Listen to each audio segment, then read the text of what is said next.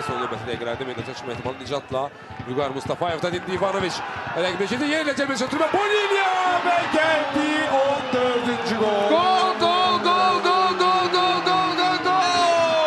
Maçın 63-cü dəqiqəsi tamamında nəhayət ki hesab açılır. Müdafiədən çıxarkən Komun səhvləri yol verdi. Bu epizodda çox adi vəziyyətdə futbolçu topu rəqibə verdi və Ivanoviç meydana sonradan fasilədə daxil olan Ivanoviç Ruslan Cəfərovun səhvindən yararlanıb onu qapı qarşısında boş gözləyən Bonilya'ya göndərir ki, Nelson Bonilya qollarını sağlamaqda davam edir. Topaz Premier Liqasında 14-cü qolunu vurur. Rəqibləri üçün əlçatmaz olur artıq. İkinci pillədə qərarlaşan Dani Quintana'nın aktivində 11 gol var. Artıq Nelson Bonilya, Dani Quintana...